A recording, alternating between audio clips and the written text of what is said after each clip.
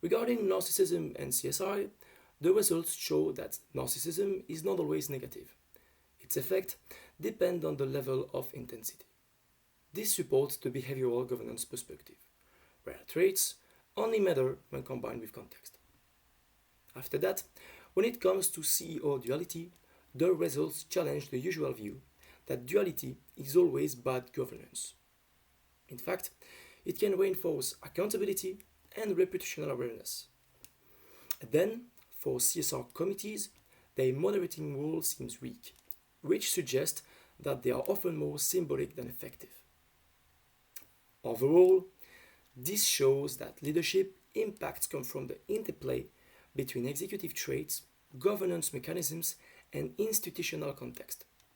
In other words, context matters as much as personality. And finally, I will conclude with the main limitations and ideas for future research. On the limitation side, one issue is that the linguistic proxy, based on pronouns, only captures a narrow view of narcissism. In fact, it leaves out elements such as entitlements or dominance. Another limitation is that the ESG controversy score reflects reputational exposure, rather than intentional wrongdoing, which may distort the measure of irresponsibility.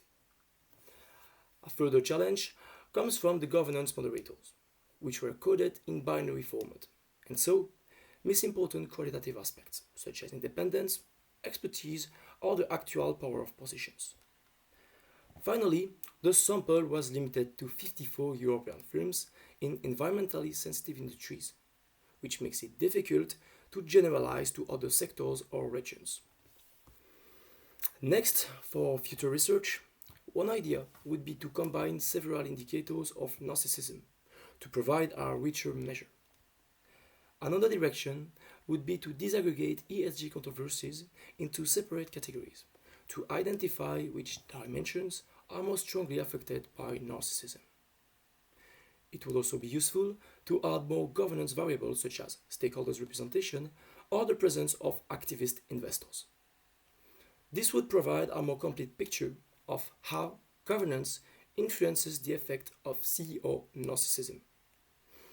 Lastly, cross-country comparisons, as well as longitudinal or qualitative studies, could offer deeper insights into how narcissistic leaders evolve over time and interact with different contexts. Altogether, this conclusion underlines the limits of the current study, but also opens concrete paths for advancing research in this field.